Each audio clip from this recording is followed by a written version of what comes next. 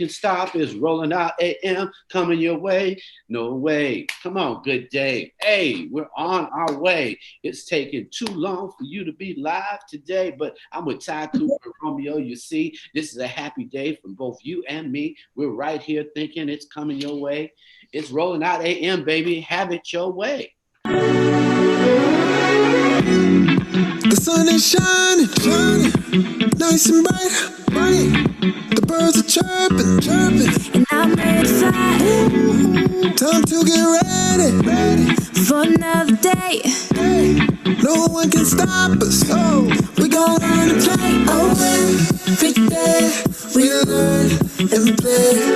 We do our best, so we'll be great. Oh, oh, oh, oh, oh. You do your best, best, and I do mine. So let's get ready, ready, ready. It's about that time. Good morning, morning, you. Good morning, how do you do? Good morning, time to be great. Good morning, time to wake up. Good morning, there's a day. Good morning, day. Good morning, open your eyes. Good morning, good morning, morning, morning, morning, morning to you. Good morning, morning, morning, morning, how do you do? Good morning, morning, morning, morning, morning to you. Good morning, morning, morning, morning, how do you do? Good morning. You see me on my grind. Ooh, stars got to shine. I'm a supernova. Yeah, you see me taking over. Yeah, I'm on the move. I got a way to get right to it. So let me hear you say, every day we gonna learn to play. Every day we gonna learn to play. And slide in like you're that guy. It is rolling out AM. I heard the song. I heard the space. It is most definitely the right place. Right station, right time. Rolling out AM. What's on your mind? It's Ty Cooper and Romeo, you see. We're the Rolling Out AM. The best place to be. Bars. Oh, sorry. What's happening, everybody? Who you voting for today? It is that time for you to say, we want to know what's on your mind. This is the place where you got to come with a rhyme. Hey, man. Hey. Shout out to everybody this morning. Everybody on Facebook checking in early. Barbara Fields, Albany, Georgia. Iris Baker. And shout out to everybody who joined me last night on my Twitter presidential debate watch party. I appreciate all. It was just so many people.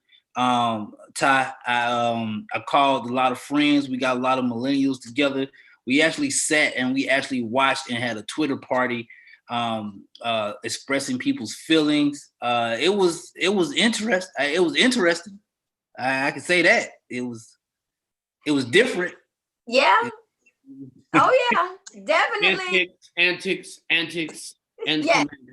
Antics. The bully on the play yard every single day. We must get rid of the bully today. Yeah. I was, after last night's debate, I couldn't take it. I just started just unfriending all types of people. I was like, I can't do it. I cannot do it. I can't have this energy. I cannot be surrounded virtually by people that just, I'm like, unfriend. I'm like, I see your true colors shining through. True colors. Funny part is, you said you couldn't be surrounded virtually. I don't even want virtual people. Right. Say it again. Hey, again. I'll say this. In watching it, it made my clarity real clear who I'm voting for. But I don't even know if I was more shocked of what was being said or like this the president. Like I was like, this is now no surprise. Now this was how bad could it be? It right. was like, how horrible and disgusting could you see for somebody who we know we didn't elect, but took beyond the popular vote some archaic, old electoral college. Come on now. And we know that, what are you watching? This has to be a dream. Now, it ain't a dream. It's what y'all wanted. And when he couldn't speak out against what? White privilege? Yep. There was no need for us to have this conversation and any black person. That was a wrap. Imagine in your mind. Just think of Herman Cain. What did he do for Herman Cain? Did he name a building after him? This is a wrap. The man said with a clear voice, no one has ever gotten sick at my rallies. Hold up, time out. Brother, people done died. Hold on. Lies. Margaret, what you say? Iris Baker, what you say about that? Is that the truth? Y'all know anybody this past? Come on. How do you think the families who were listening to that, knowing that they attended a funeral, and this man discounted their family member, the history, the legacy of fathers and grandparents? If you ain't got a reason to vote today, a reason to vote 4-5 times with 20 people and host a voting party. Man, yeah. I'm with Ty. Unfollow me. You just right. Just hang it up. Just hang up. Just let it just stop. Right. What's up, Nate Gilbert? What's up, Margaret Renfro? Checking in from Atlanta. Nate Gilbert from Chicago. And I do have a question. I was on my Twitter watch party.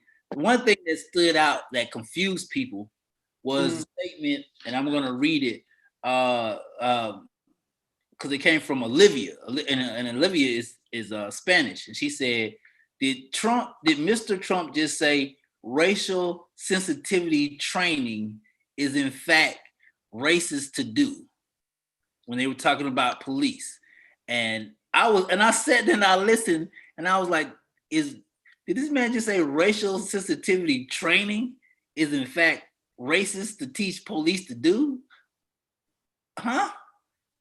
Like it was so much wrong. You can't follow a snake down a hole. So anything he say, you can't follow a snake down a hole. You cannot follow a snake down a hole. Forget a rabbit. A snake down a hole. If you're listening to any of that conversation, you are following a snake down a hole. Do not follow a snake down a hole and prepare yourself to live. You cannot follow snakes down a hole. That's a snake down a hole, Romeo. Just understand that is a snake down a hole. Yeah, I just really, I really hate when people are saying, okay, they both didn't do good, or you know what, I'm not voting for anybody. Now that is sad to me. That's very sad because no, you do need to use your right to vote. You do need to vote. Let's not convert any people that don't believe. This isn't the time for conversion. This is literally the time for activists like yourself. Because see, we don't even know if that was a real person. You cannot go for even the shenanigans on these bots. You cannot go for the shenanigans of talk back. Because literally they're training people to copy people's identity and talk. It seems like it's a person when it's not. So you're all in a virtual conversation with a bot from Ukraine. But then on top of that, and I'm not going to speak for Ty, but for anybody out there that said both of them did bad, no, both of them did. One did bad and one did fucking terrible. Excuse me. One bully, right? It is very difficult when you go in and you think it's a presidential debate and the other person came to have a reality show reunion. You know what I mean? Somebody asked me what was happening. I was like, well, he was at a reality show reunion 20 years later. His face looked different, body looked different, hair looked different, and it was supposed to be a presidential debate. It was a reality show. This was a reality show. And the sad part is television and mainstream media lost. And they propagated this. Everybody, well, we don't know if he's going to get out. Yes, he is. It got to go. We're not going to wait. Why project? The projection is a narrative created by mainstream media to keep dialogue so that they can keep making money. It ain't that much conversation. Ain't nobody going to let him stay in the White House. We ain't had that problem with transition power. So it's a whole bunch of conspiracy theories working to keep nonsense so that we can have a reason. Remember, we've been doing this for 2 years. Right. Let me ask you guys this. And I'm pretty sure I know y'all answered. With that statement that he made, do you think he put wood on the fire to cause something during the voter the voting process. Right. Everything he does as a reality star is to get reaction. So we can't, that's part of their narrative. That is their strategy. That is their strategy. So I mean, taking the reaction part away, what I'm asking is, do you think he set people in motion to create a action during this process? Well, no, we already know the fact is there is an entire, whether it's him, there's a very entire school. When you shouting out to whole racist groups, when you shouting out, when you giving, because I'm not going to say the name of the group. Right. When you giving shout outs, you're literally so thirsty that you're hoping that you cross the line. You're hoping that your reality show shenanigans motivate enough people to be confused to say, well, they're just both bad. No, they're not both bad. There's no both. Because you don't discount Kamala Harris and her impact. Like, keep your eyes on the prize. This is not a conversation about these two. We need some leveling of the field, and we got it on that ticket. Do not be confused. We have representation on the ticket. Get off that conversation of who you're not voting for. Who you vote for. That sister's there, that Howard graduate, that AKA. I want to hear your conversation. You've never had an opportunity to vote for a Black woman to be VP. Get on that. Stay on that. And that's how even you, Romeo, got to keep people on the black track. Stay on the black track. You know what? I'm 100% with you. Stay on the black track. Right. Don't get off the black track. I'm with. I tell you this, I'm with you, but I'm definitely catch that sun, Munson. Catch that sun. Come on, catch that sun. I'm being enlightened at this moment by Ty and Romeo. I'll tell you this. I'm definitely what up, King James? I'm definitely more on Ty's point of view right now. Good morning. Sorry. As I was saying, I'm definitely on Ty's side point of view right now. I'm watching everybody. Like I virtually have to watch my friends now. Like I need to know where you at, because I if your mindset is there, even if your mindset is there a little bit, I need to move. I need to go my own place. Don't pay attention to nobody that's trying to take your oxygen. Like, I don't even have the energy to be trying to figure out where somebody's at. That's a loss. You stay focused on yourself, stay centered on who you are. As long as they ain't coming for you, the nonsense people get, they're always looking for a reaction. This is the like culture. Like me, like me, like me, like me, like me. Well, I got a reaction for your telling. If I catch you on my timeline, It's a wrap. good night. It's a wrap, y'all. Never again. So I heard y'all in the conversation, and everybody. Did you say good morning to all our guests? I mean, I just want to make sure. I did. I said good morning. All the guests. No, the guests. The guests hey, on y'all. Facebook. Good Hey, morning, Facebook. Nate Gilbert, Margaret Morning, Renfro. Nate. Start there. Look. Start there. Good morning, everyone. Is Shirley Carter on? Because Shirley, he had something bad to say about Philly, and that was some messed up stuff. Well, he's losing Pennsylvania, so you can't imagine that he's going to say. Losing Pennsylvania is an issue, so we love that. Good morning, y'all. It was, as CNN eloquently put it, it was a shit show. Yeah. Exactly what they said. It was a reality show. He is a retired reality star. It was unbelievable. And as Joe Biden put it, it was unpresidential. Like, what are you doing, guy? He was rude. He was being a bully. He was insulting. It was outrageous. He was evasive. He was deflecting. He was divisive. He was ugly.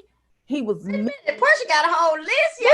Listen, because she wrote it out. She was prepared. We love it. She's got those producers there in Detroit putting it together. Come through, Detroit. Come on.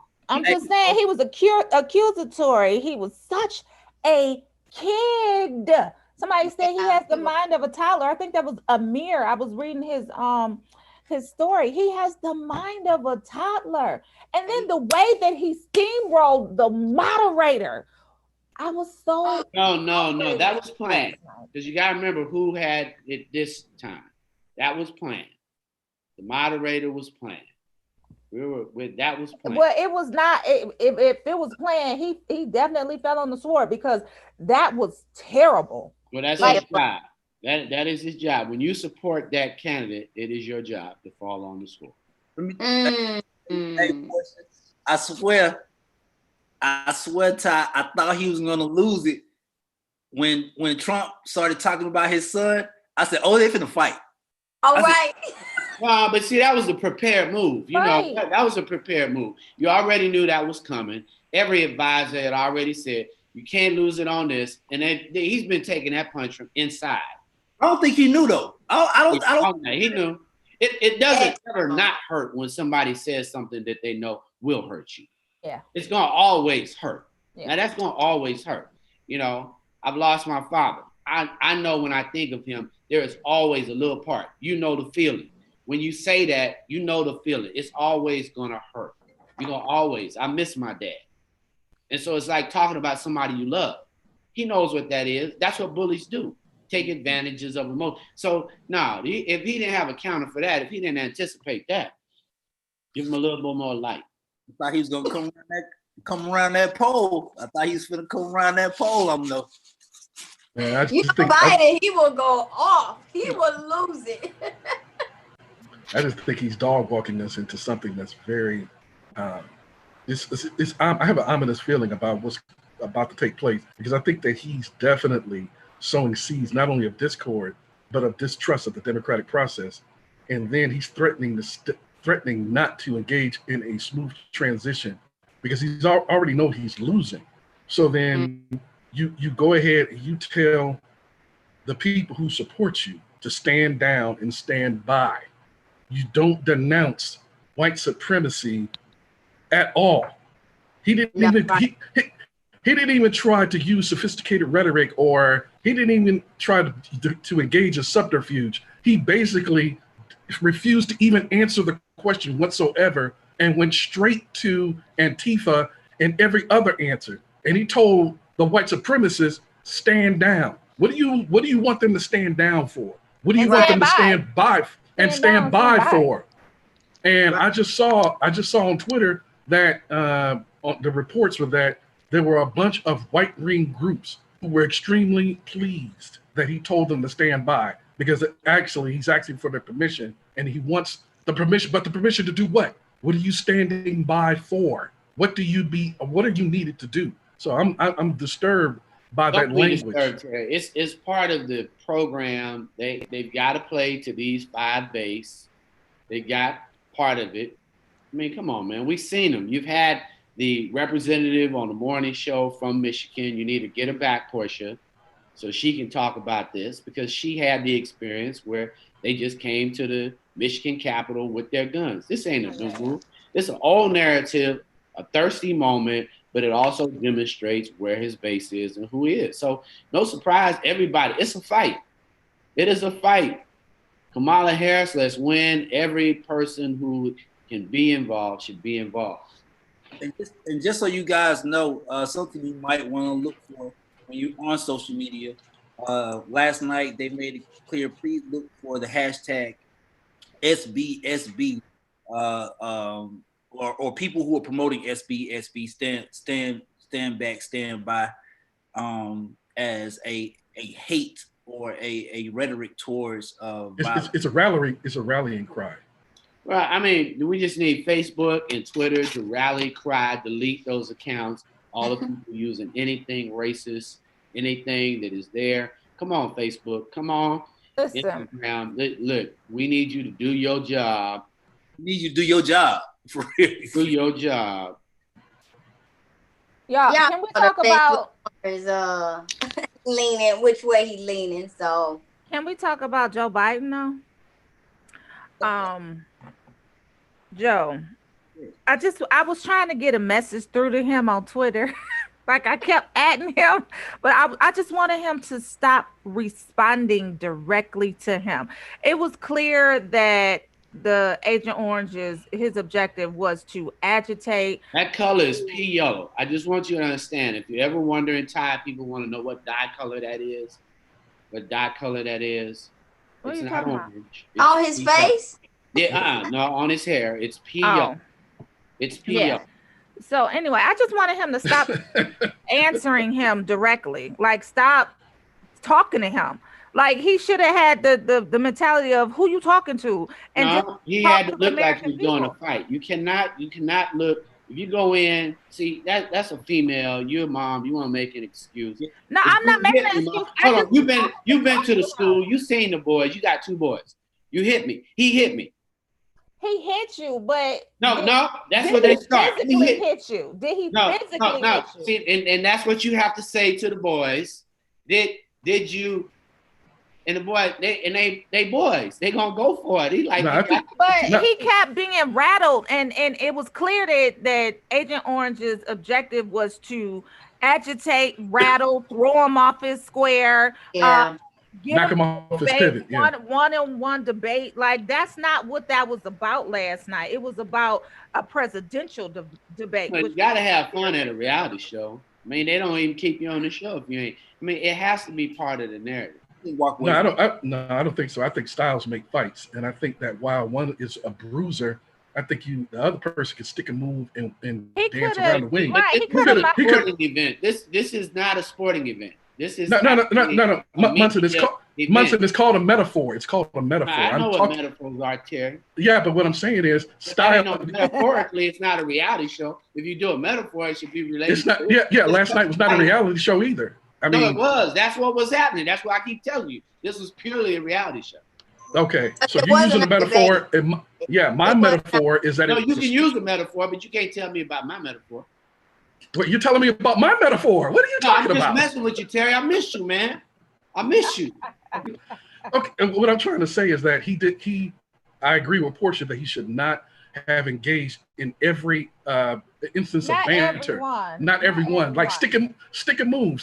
Like when he told him to His hey, corner's gonna tell him that, y'all. We got how many more of these left to watch? well, he shouldn't engage hope- in any more. Right. I hope not anymore that involves the president. All right, I think the debates are gonna go very similar twice, 3 times. Everybody will get in, but it's clearly that's the message. That was what everybody walked in. The energy was there. I mean, the other lady didn't even look like a first lady. I don't know what that was. Wait a minute, y'all. Did y'all see when she walked in with her mask on? I died. I said, girl, you know you ain't never wore no mask. Never. Okay. No, and With her mask on. It's like, well, that's confusing the American people. I mean, that continues on the confusion where you have a president that refuses to wear a mask. And oh no, refuses I to- got my mask. I got my mask. right, and then a wife who does it. So it's just sowing more confusion, and that is the objective. But To the sow question confusion. of the day, Terry, is what black people and why would a black person, everybody out there, why would a black person vote for Trump? Man, that's a good question. Why would a black person? That's the question of the day. Why would a black person vote for Trump? Like, you got to prove And it. against Kamala? I want to know, team. Iris Baker, tell me why a black person. It's for- Harvey it's for- Renfro, why would a black person vote for Trump? It's for personal gratification. It's to ingratiate yourself with your benefactors so that you can get paid. In the hood, we call it getting a sandwich. They want to get a sandwich. They want to eat. And they're not looking out for the rest of the people to eat. They want to eat personally. Like that person in Kentucky, that attorney general named Daniel Cameron. You know what I'm saying? He wants to get a sandwich. I cannot agree with you or Portia on the not engaging part. No. I said strategically. It wasn't strategic. It wasn't strategic, and he acknowledged every single last. Y'all gonna let him make his point, and y'all Sorry, gonna just go tell ahead. Romeo he can't make Go his ahead, point. Romeo. I mean, that was 2 versus thought you was 1. off It's like- screen. Go ahead. I'm like, Go ahead. No. We're at least, hey, remove him. can the millennial in the room have a We conversation? got to remove him. we're impersonating Trump right now. Okay, stop his damn camera. You have to look at it in this way, right? From the Twitter party that I had and we're watching. If this man gets pushed, we're not gonna feel like he's strong enough. everybody that I was with, we liked the fact that he gave side looks. He jumped into everything because it was clear, like y'all just said, Trump was gonna keep going. So now what? You gonna keep shoving me?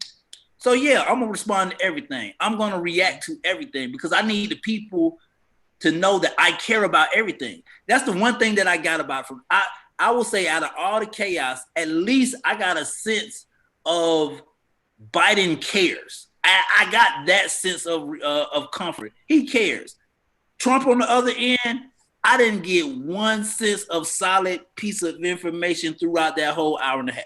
Nothing. Okay, so I don't want to make it seem like I'm vacillating between 2 points, but I have to agree with that point, Portia. When a bully pulls up on you in the hallway and he begins pushing on you and start hitting on you, you have to start defending yourself at some point. So I agree. I definitely agree. But attack and hit him where it hurt. Don't keep trying to, well, I'm going to respond to this and I'm not going to respond to that. Like, if you're going to respond, make sure it stings. And to me, it wasn't stinging enough. And it was almost like he was just trying to catch up to what Trump was saying. So for me, my strategy just would have been, I'm not even acknowledging this buffoonery because, like he says, unpresidential. And he did get him that one time when he said, just shut up, man. You know, that's what I'm talking about. Now, that was strategic. Right. Now that part, yes, just shut up, man. But don't engage in all of the other kid stuff because that's what he's trying to do is antagonize you. He's trying to throw you off your square. He's trying to make you look stupid. And it's just like I think he was, I don't know how to put it, but I think Biden was reacting more as opposed to being more proactive and getting on the other side of it and just, taking a higher road and be like, nobody has time for that. Like, you're the president. This isn't being very presidential right now. Yeah. But has he ever been presidential? No. Like, has Trump ever been No, he has not. But in the presidential debate, you would expect otherwise. Yeah, I would have wanted to, but this, like you said, when you came on, Portia, it was a shit show, like CNN called it. It was definitely that because, like Trump, the way that he did it, and Terry, to your point, he was straight bullying, and he left Biden because we all know Biden emotionally, like Romeo said, he cares, he has feelings. Yeah. Trump don't got no feelings, and he could care less, and he knew exactly how to get under Biden's skin because Biden initially was like, all right, I'm not even gonna look at you when I'm talking. Like, I'm not even gonna, like, he was starting out really, really good. And then all of a sudden, Trump got personal. And then that's when Biden started looking at him and was like, oh, bro, you about to get it. And so it kind of went down that route, and it derailed him. Right, totally. right. But what I would like to see if they have further presidential debates, what I would like to see in the ring, in the metaphorical ring, I would like for somebody who's swinging wildly, like the president is, you can easily hit him with an uppercut. That's what I'm saying. Like, sting him hard. Like, just don't. Yeah, but when he went into dabs, like, knock him out. Yeah, but when he went into that ring, Trump, he jumped on the ropes. And he left Biden in the center. Like, what the hell going on? That's what happened. Biden was in the center like, wait a minute, what the hell going on? And like Portia said, he was trying to catch up. Like, bro, what you doing jumping on the rope? Like, he was laying there like, it was classless. It was a disgrace. Trump was out of control. He was so rude, not only to Joe Biden, but to the moderator. And I understand, Munson, what he said, the moderator supports Trump and all that. He had to fall on the sword for it. But it was just so classy. I'm on Ty's side. I'm not even going to give the moderator a pass. He did a terrible job. He could not handle that. That was the wrong moderator. It was too big. Yeah, it was too big for him. So we're going to come back and just to like, No. Oh, okay, yeah. We got our guest here. No, I was just about to say, okay, yeah, our guests are here, but I wanted to say I agree with you, Romeo. The moment was just too big for him, and he couldn't handle it. He doesn't need to be used anymore in a national forum like this. He can't handle the moment. Yeah, he was canceled. But what we need to think about is who can effectively moderate a presidential debate with Trump. Samuel L. Jackson. A black woman. I love it. Samuel Jackson. A black woman. You know what, Don? I agree, Don, I like Dawn. you already. Don, I like you already I because you're agree. right. Woman, You're period, right. can handle them. Yeah. Okay, that's it. Find the dopest, strongest Black woman out here. Get her to moderate those two fools, and she will handle it. Wait What till you say, Kamala man? gets on the stage. Kamala's going to wreck house. She's going to nothing but drag folks. Yes. Okay, Yeah. Yes. a Black I hope woman. everybody on this panel has started a watch party. Oh, let me start mine. I'm going I, off. I Start and mine. shared the show. But we canceling anybody that go to their Facebook page, Don. All and they right. start their watch party. We canceling today. If you ain't started your watch party, we canceling. I'm starting. Okay, mine. I started cancel mine. I'm starting Everybody mine. gotta show their friends what we on Help today. me out here. So when you start a watch party, you go to watch and then do live? Go to rolling out, you click You share, and then it'll say watch party. Boom. Come on, Start your y'all. watch party. What y'all Don't- doing? MSPs in the house, in the house. I never participate in this side. I've been watching y'all social. So I'm like, Romeo, I'm all over everybody's social right now. We're getting the cancel culture going, I believe you, Don. I just got to understand, Portia, the network set up the entire thing. This time was Fox turn. So that's what they gave. They needed a lame duck. You know, that was a lame duck. He got canceled. Yes. I mean, I wonder who got the I want to see the Kamala Harris one. I'll be in front of the television for that. We need to set that date. Let's find out. Actually, what let's date do is that? let's do a Zoom watch party for that one. We need to do a whole stage for that one. Yeah, We're let's gonna do the stage at that day. Oh, we're gonna do it on hot. hopping. Yeah, we're gonna do it on hot. We're gonna have we have a whole stage. Okay. Everybody can come in. We need to do our new T-shirt too. Let go. Black power equals vote. Okay, bye, Munson. We about to let go and let flow. I'm still trying to share this, Munson. What I got to do? When you I click, know, I was on like, portrait- I don't think Don knows how to do this because I just no, learned. go to Rolling Out where you're watching. Go to Rolling Out on your Facebook page Where you're watching live. where you're watching Yeah. live. Watching, you should see yourself there. You gotta turn it down though, because we get the feedback. And when you see yourself, you see where you're supposed to. It says share. Yeah, man. We waking up on a Wednesday. Shout out to our guest Kenya McKnight. Yes. Kenya, Hello. Good morning. Yes. You're on mute. Yes. Oh, you're on mute, Kenya. Good morning. Can you hear All me? right. Okay, y'all. Yes. I'm gonna start my watch party. I'm gonna go grab me some more coffee. Okay. Romeo got y'all. My favorite ladies. I'm here every Wednesday just for them. I mean, you know, they love me. I love them. And then we got a great guest. So We do. We have an amazing guest. So this is Miss Kenya McKnight Ahad from Black Women's Wealth Alliance here in Minneapolis, Minnesota. She is going to give us the goods on for us Black women to get to the next level. She's amazing. She's doing so much for the community. It is spreading throughout the United States. She's being recognized in different platforms. So let's get right into it. Don, you want to start off with the first question? And welcome, Miss Kenya. Thank you. Great to meet you, Kenya. Thank you so much for being a part of Rolling Out AM with Let Go, Let Flow. Thank you so much to grace us with your presence and your knowledge. As we know, Black women are starting businesses at an alarming rate, more than any other demographic in this country. And guess what? We're also the most underfunded, under-supported, under-celebrated for all the goodness that we are spreading to the world. Tell me, how would you define cultural wealth and Black women building that as they are, leaning into starting their businesses? Yeah. So good morning. Can you hear me? yeah. Yes. Yeah, I think so yes, Black women are leading new startups across the United States and in Minnesota. And we have actually for the past 10 years.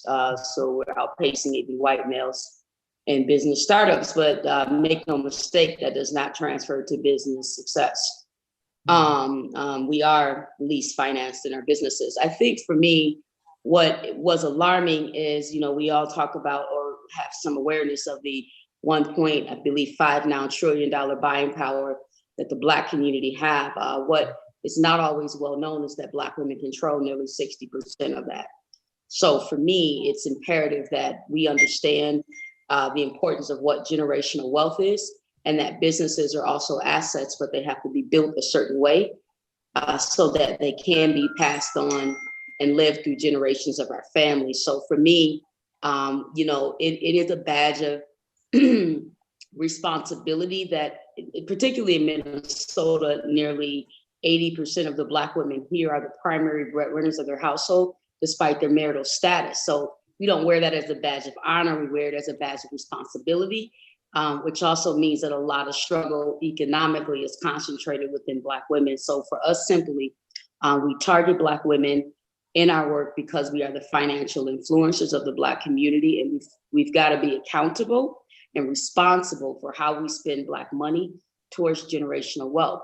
And so in the context of business, that means that we've got to set our businesses up more properly, because most of the businesses we own are sole proprietors or independent contractors, meaning that while Black women do provide the largest percentage of employment from our businesses to the Black community, most of us are working as individuals, and we might work with contractors opposed to actually having employees and building our companies as real assets. So I know that doesn't get to everything that you're saying, but I wanted to provide that context for Black women in entrepreneurship and business.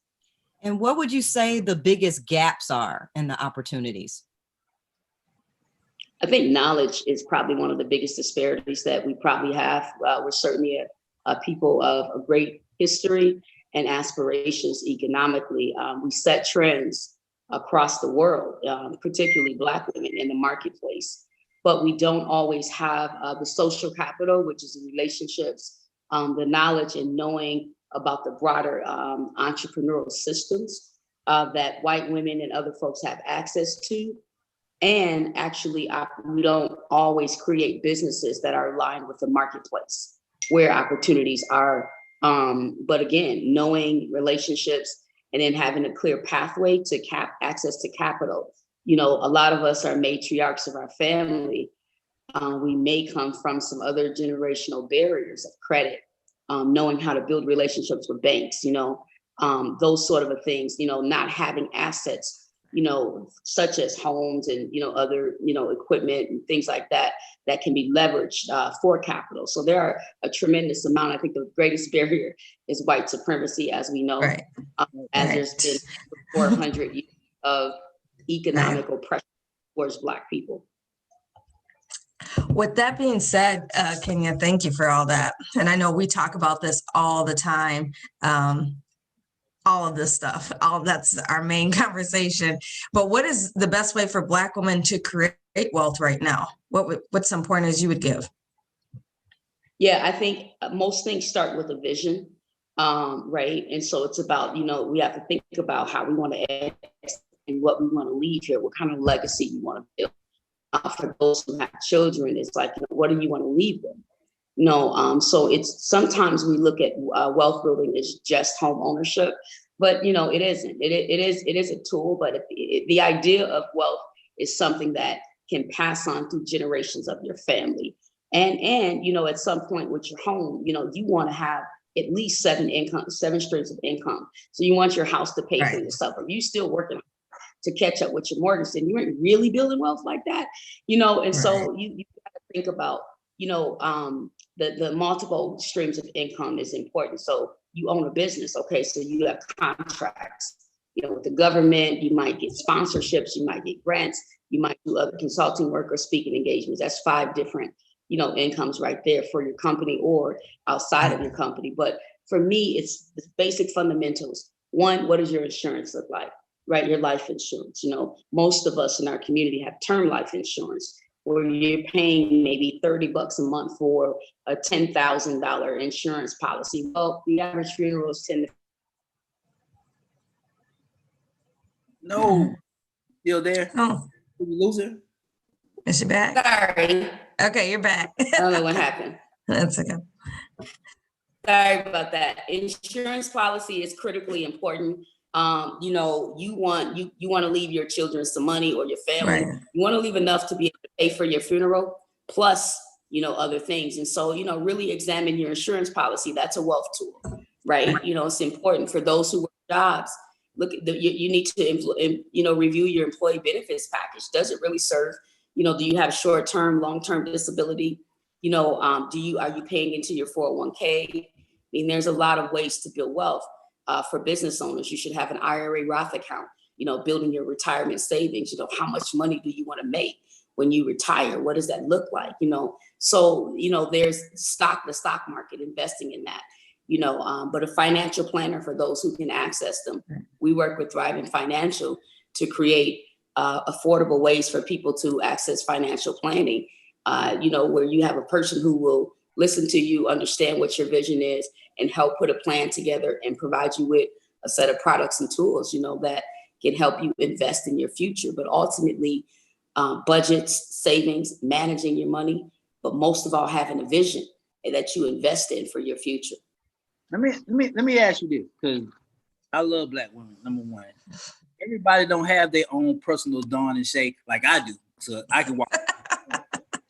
But what I've noticed is there a fear when it comes to Black women and success? And I'm saying this from I've seen Black women in high school achieve.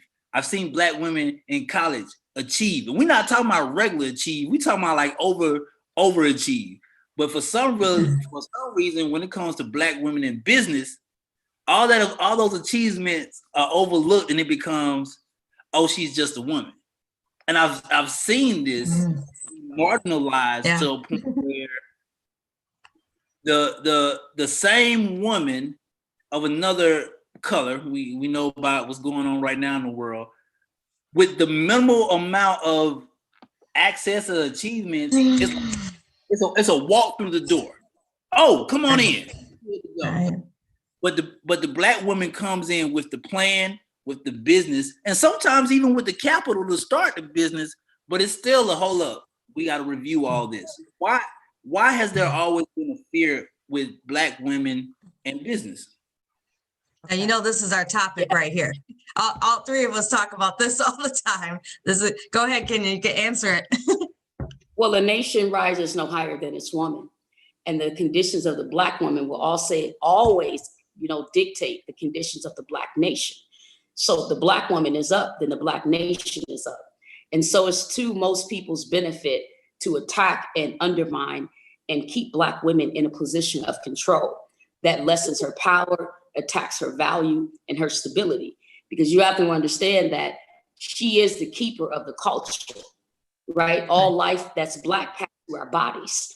So we are the embodiment of what Black is in this country, in this world. And so while I understand that, the Black man is under attack, et cetera, there's no doubt.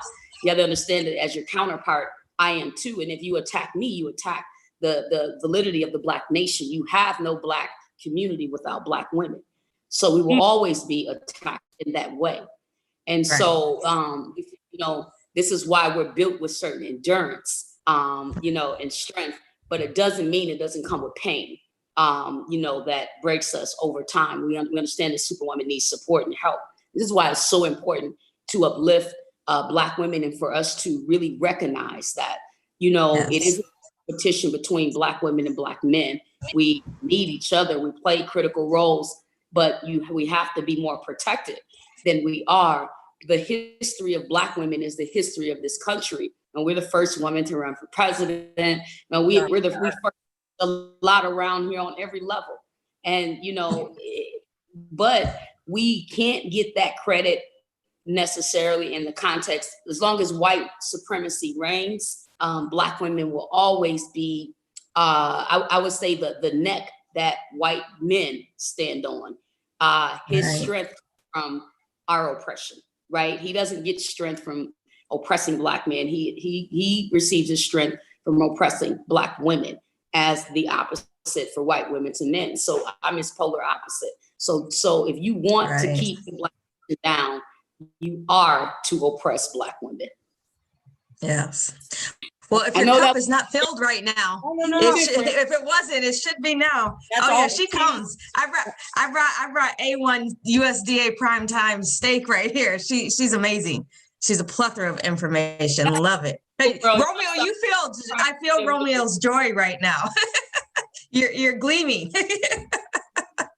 I mean, it's just my philosophy, just what I think Yeah, from my no. mental world. It isn't part of the Black Women's Wealth Alliance, but it is part of why I also go hard in supporting Black women. And we hope that, Black men understand that, I'm the seed of a Black man, that we love you. It's just that, we've got to strengthen the position and support and respect and love of Black women in order to help raise the vibrations and prosperity of our nation, our Black nation. Oh, thank you for that. That's a word. That is it. Yes. Everything. Yes. Black women need to lead because we got this, because we have it as a collective. We're the Mother Earth and we protect and lead everybody. We want it for everyone. And that's the difference. So Some of us, but we Some also, of us, right. yeah, we need some serious accountability. I love Black women and I love us within accountability though, right? We're so unaccountable at times for our behavior, for how we spend money, for how we treat, each other, how we treat Black men. I mean, so I'm not here to, just say, hey, rah, the Black woman is, no, I'm saying that we, with much power that we also have responsibility, and we've got to be more accountable to ourselves in order to contribute more in a healthier, more intentional way to building our community, period. That is part of our job. We're not just here to pump ourselves up on all the great things we do, but, but being blind to all the chaos that we cause. So, there has to be some checks and balances to ourselves, because just like we on here talking, we be hating each other behind the scenes. And so, you got to be a little bit accountable for our behavior, for sure. Yes. Well, for Yes, sure, awesome. for sure within Let Go, Let Flow and this wellness platform, we are all about leading with love. All about Always. Yes. Before we leave, Kenya, can you just give us what are some avoidable pitfalls in building cultural wealth? So I think it starts with some of the fundamentals, just budgeting and savings. And I like to say bottom line budgeting. You have to know your bottom line. If you don't know how much money you need to bring, you should know how much money you need to bring in every month to not only pay your bills, but also to, put money away for savings, right? I mean, because you're blind without a number. Numbers matter. So, you need to understand how much your bills are on a monthly basis. And you need to know that that's how much you have to shoot for at the bare minimum. It's not just about scaling back. It's also about scaling up. So a lot of this starts with budgeting, right? So you've got to get that, means begin to build relationships with, with banks when you're looking at financing, getting a home, getting a car, you need to be able to have, some financial records or relationships with banks and other institutions that, can help you understand the criteria. But most things in this world happen by relationship. So your social capital is critical. But lastly, and I know we wrap up, employees, look at your employee benefits package. Keep your job. It's not just a job, it's a career. There's wealth tools there that you can begin to invest in for yourself. Businesses, get your IRA Roth accounts. Thank you. Yes. Well, thank you so much, Kenya. We appreciate your energy and all of your knowledge. I just love you. You know that you're the best. Keep doing your work, girl, in the community. For those that do not know her, follow her at Black Women's Wealth Alliance. And this is Let Go, Let Flow with Don and Shay. And always lead with love, grace, and empathy. We'll see y'all next week.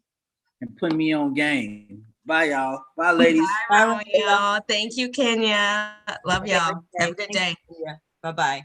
Bye. That was dope, man. Y'all, hope y'all paid attention. I paid attention this time, Ty.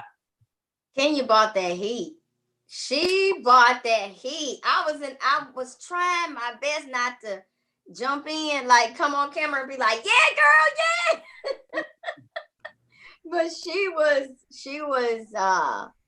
pretty deep with a lot of stuff, even with talking about Black women. We all empowerment, and I'm all, woo, yay, Portia, Black black women, yay. And then at the same time, I'm like, okay, y'all. I've always Accountable for some things. What'd you say, Romeo? I've always had the mentality that a black woman has the ability to make a man or break a man. A black woman can build a man up to be more than what he thought he could be, or she can break him down and just drop him by the side. But that's how powerful black women are all around. Agree. Okay, y'all. I had to run and go get my little vote. Ty, I got you, so don't act. But I had to run and go get my little vote necklace because I just need to be a reminder, like Romeo, vote for real. Like we need to come out here all the time with a continuous message. Reminder, yep. Vote. I see your bow tie back there. Uh-huh. Yes, vote. Super cute. I'm like Rick Ross with it, baby. We're gonna always advertise. Placement. Yes.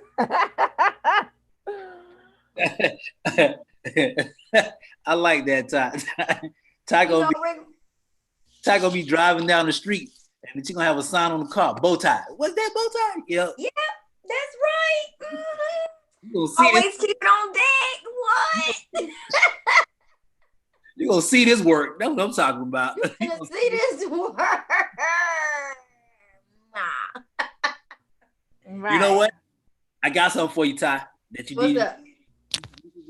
You should get a bow tie phone case holder too, so we can get them going.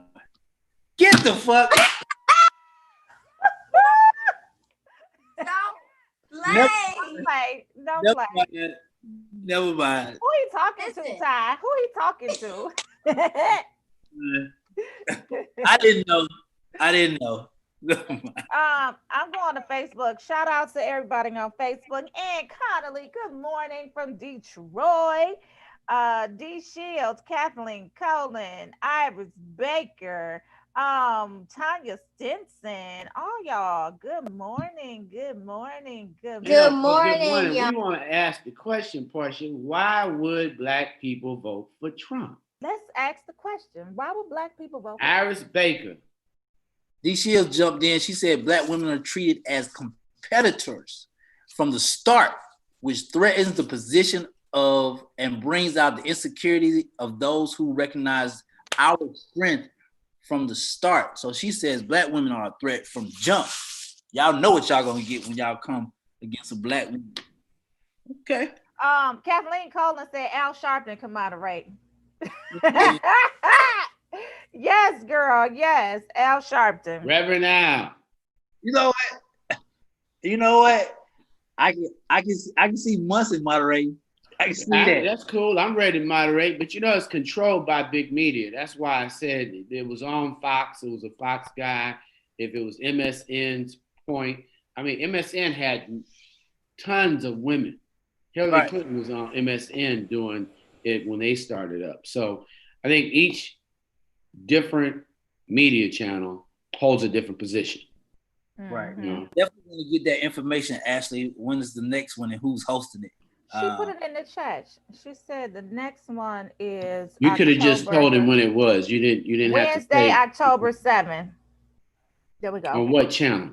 What channel? That's what we asked earlier. CNN, I think.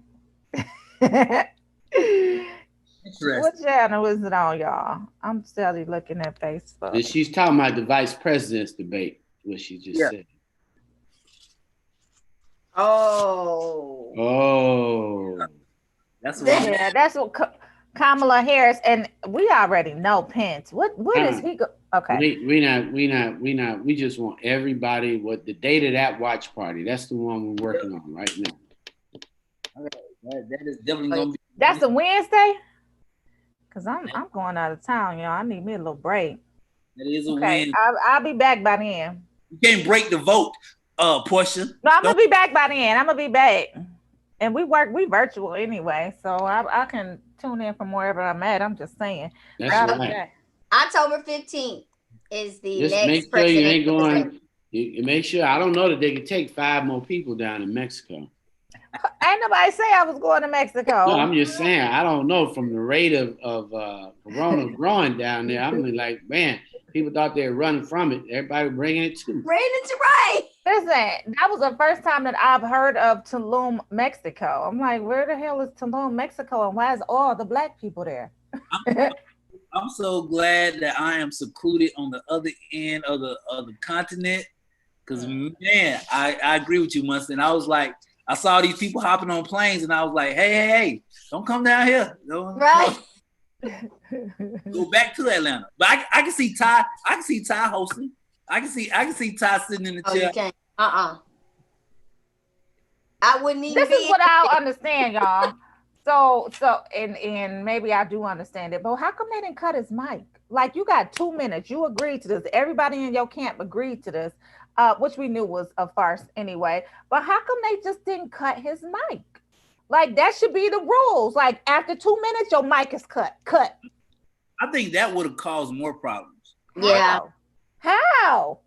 Because they would have been like, oh, you're cutting the mic on the president. Yes, we gonna announce the rules at the beginning of the debate. You get 2 minutes. After 2 minutes, your mic is cut. You need to cut it.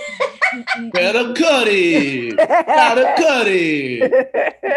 Cut it. Apparently, Portia can't moderate, so let's take her out. I'm cut. You're right, because I'm cutting mics. Cut his mic. Cut his mic. Cut it. Cut it. Cut his mic. Yeah. Portia done got up from the seat, walked up to him. Hey, look, let me tell you this. About this. No, Portia. Yeah, institute the blockout rule. That would really be it. You know, if you go past, it's a foul. You get past there, there'll be 2 minutes that will block out your screen. We will not see you for a minute. We will not. You are now in the penalty box. Right. Like hockey, take them off the court. So I think there has to be, when you know that you have a sabotageur. Sabotageur. Right. We know that you're here to sabotage the debate. Right. That is part of your antics. That is part of your skill set as a reality star. Right. And remember that color is pea yellow. Oh. Pea what? Pea yellow? Pea yellow. Mm-hmm. That's the hair color. Pew. Pea yellow. It look like putrid. Just putrid. No. I thought you said P.O. at first, Munson. You said pea yellow. Oh pea yellow. That's pea yellow. I was answer your question. Yeah. Munson, a lot of black people believe in what Trump is putting out there, and a lot of them don't like Kamala and Biden. So there's a reason for them just to vote for Trump. You're right, it is a reality show. And I'm with you, Iris, but I'm gonna tell you this: if we're basing the vote off of, I'm gonna help everybody who's slow. If we're gonna off of, not the slow people. No, think about this. If we're gonna base it off of who you like, there's no way you can tell myself, and I'm not speaking for Ty, Portia, Munson, but there's no way you can tell us that after that conversation last night, you like what Trump said. If you black and you like what he said, I'm gonna pull a tie. We unfollowing. You gotta go. Get out my virtual world. So if we go play that game, let's be fair now. I'm a Lakers fan. I don't like to cut it. I don't like the Clippers, but I prefer the Clippers win over somebody else. Come on, man. It's that simple. Y'all, it was a shit show. I was like, okay, CNN coming with it. I forget. I don't know. They didn't have any black women on their dais. I didn't appreciate that. CNN did. What are you talking about? Abby Phillips was there. I didn't see her. She was Did there. she start with it? I saw Van. Van was there. Abby Phillips was on with what was his name? Chris. I did see. I'm talking about for Anderson Cooper during the debate. Oh, okay. Talking about during the debate. Keep your mind. So I was talking about. She was there before, and then she was there after. She wasn't on with Van. Once again, I can't get the whole day, Portia. I'm only talking about the debate. I can only say about. No, but she was there beforehand. They were Going Portia, back we're and talking forth about with debate. people. We're talking about right when there's a debate. That's what I was talking about. You didn't see Abby Phillips? She was there. She was there. No, she wasn't there during the debate. Okay. You know what? Shout out to Van, because Van was on the Rolling Out cover, man. Make sure y'all go to Let me Rolling Out. tell y'all what Van said. Van said he did not denounce or talk against what, y'all? He didn't talk against what, y'all? And he was angry. Van was, I think, because he said it 3 times, didn't he, Portia? Like Van said, the one thing you need to take away from this debate is white privilege, white privilege, white privilege. He did not denounce the white privilege at all. A shit show.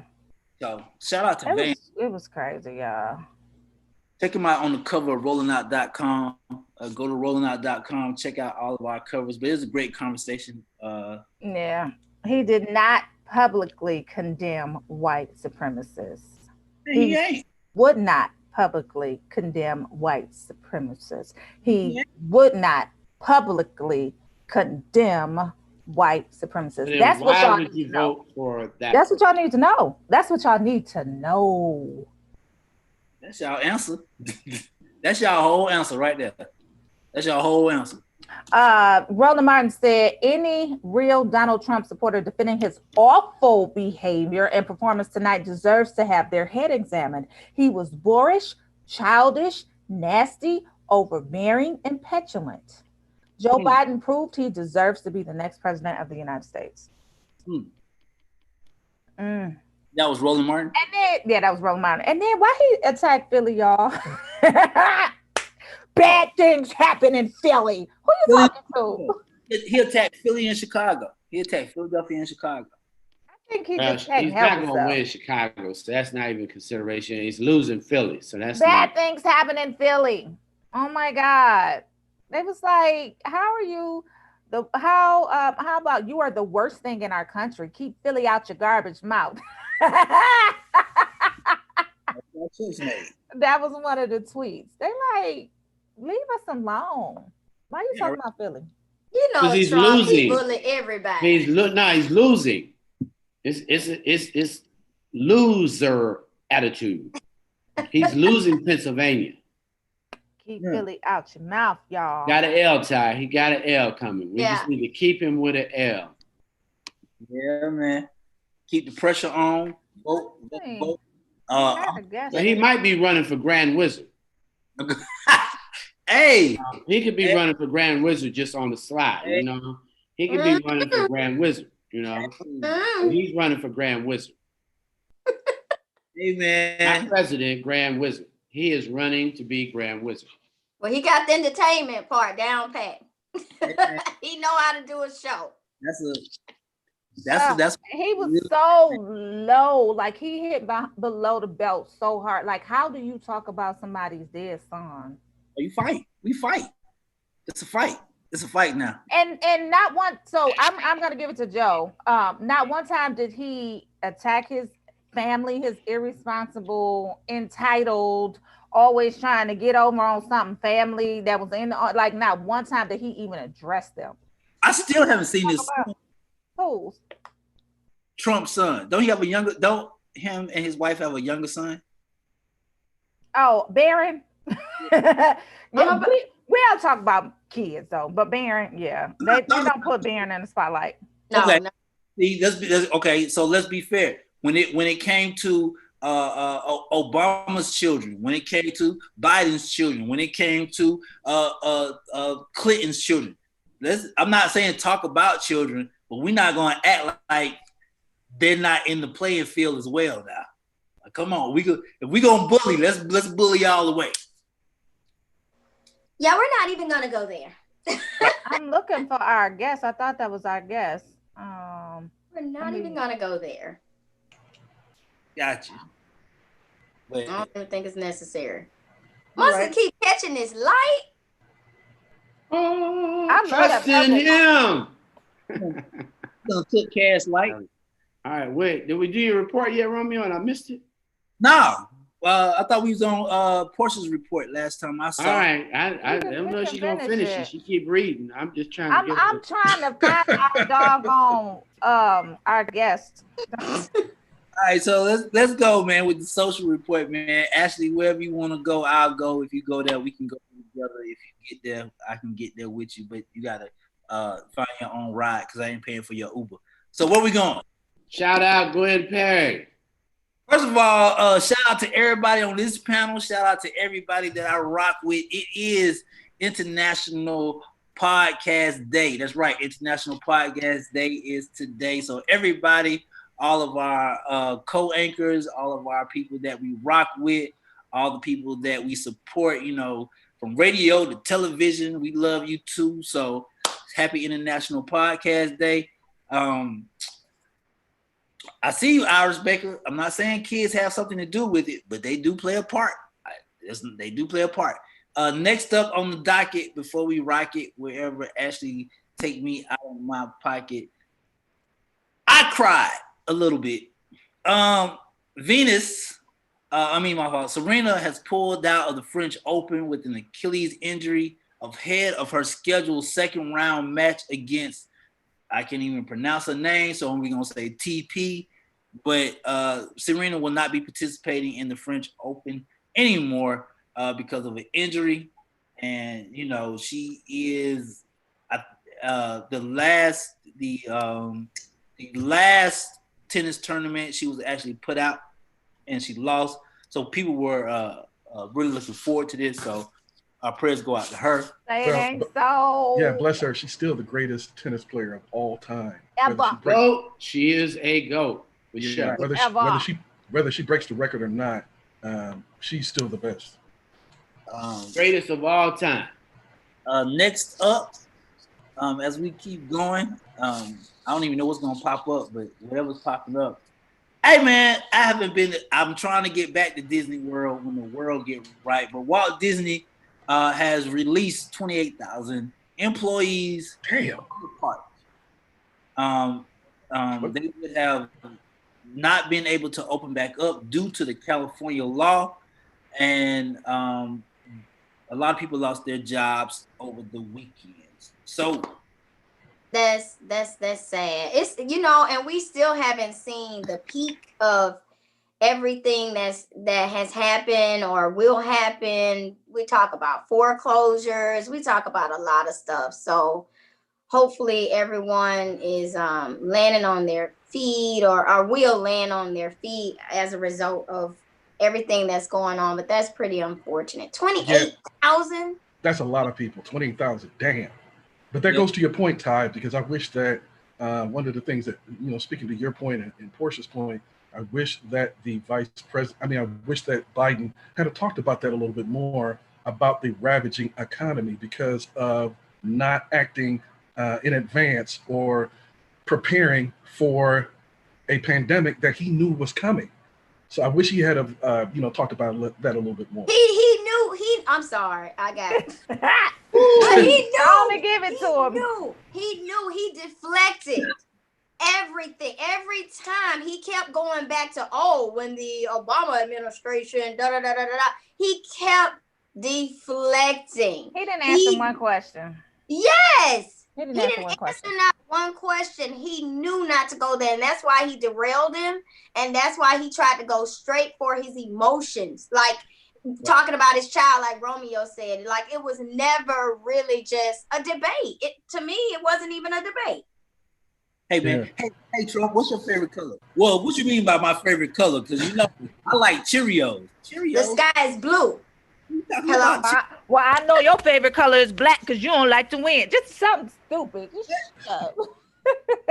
Right. He was talking about black Cheerios in the sky. What are you talking about, sir? Answer the question. And you know what? Before I move on, that's the one reason I did not like the moderator, because he kept having to say every single time, "Sir, are you gonna answer the question? Like, can you get an answer?"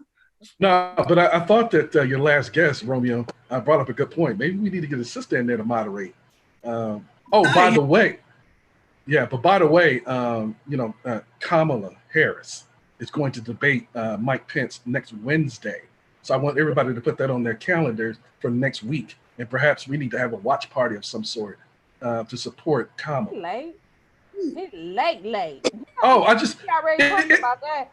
I know, but Portia, we don't know when our audience tunes in. Some might tune in late, some might tune in early. Okay. So some people might just have come on. You're so right. you didn't take that into account. So I why did you not. trying to check me? You You know, you can't check me, boo. You can't check me, boo. You was late though. You can't. You was late though. You was late. But we did talk about that. Before I get to the last point, man, hey man, don't do that, because if you put Ty behind that moderator desk, I'm gonna be slapping people. Ty, hey, look, both of y'all can shut up. They go Ty, both of y'all can shut up. Listen, I'll stand up like this. Say what? yeah, I'm cutting mics and lights. Cut the mic, cut the light. Yeah, we know you're good at that, Portia.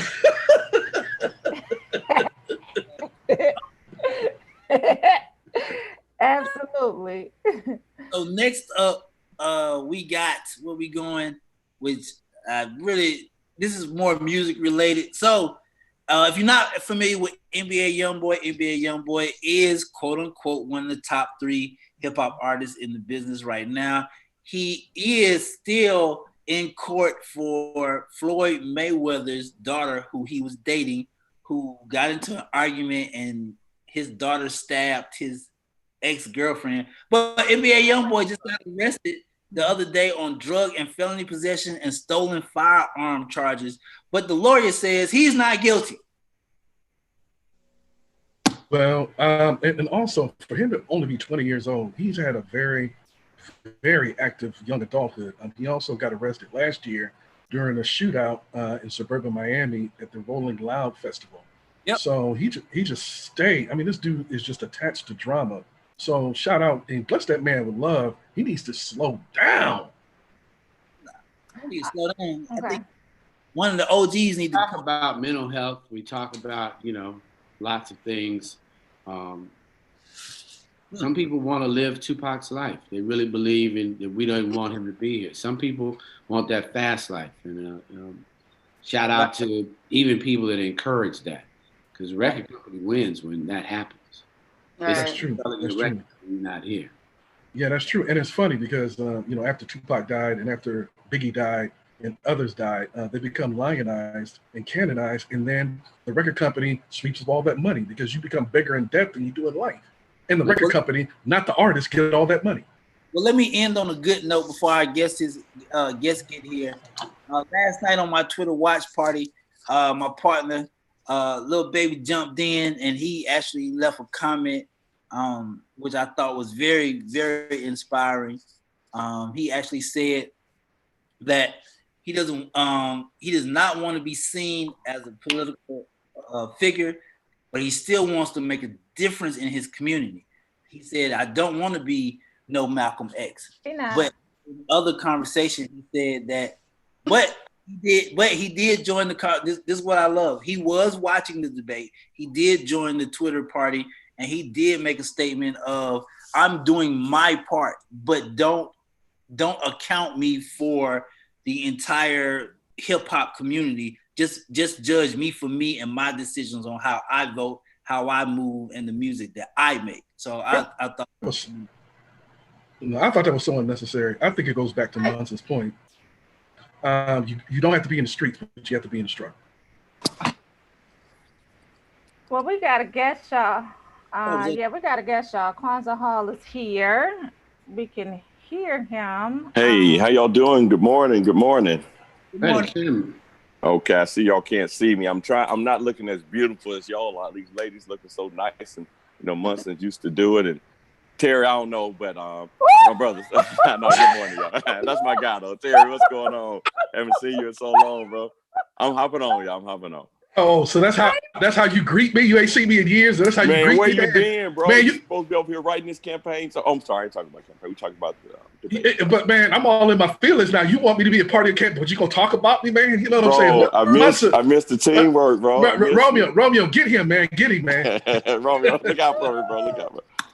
What's going on? Dr. Steve, how are you this morning? Come on, we're proud of you, man. You're in a runoff right now, running for Congress. It's real special.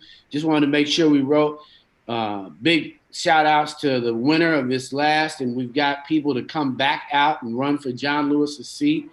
Kwanzaa Hall, for those that don't know, has served this community, and we want to make sure that you get behind. And for everybody out, let's go vote again. Like if you can vote, what I really love about this Kwanzaa is we can vote again. So let's all get back out and vote again and get your practice in and come on out and vote in this election. It's happening. What's the date, Kwanzaa?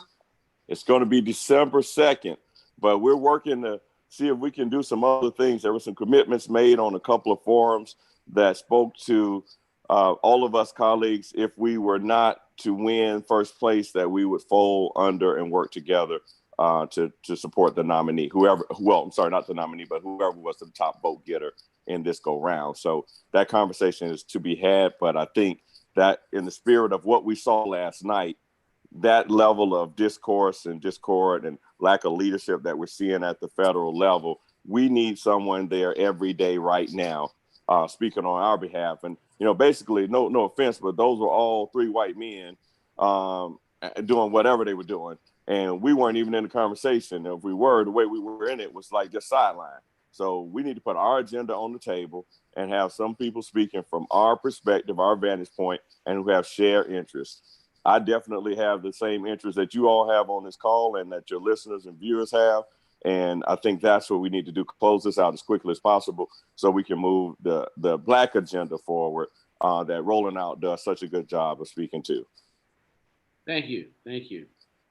Well, Mr. Hall. Yes. I'm a partner now. I want to say that. Yes, sir. I keep hearing about the Black agenda, and I keep hearing about we need to have an agenda, and I keep hearing about presenting an agenda, and nobody's showing me an agenda. I'm speaking millennial based, right? Yes.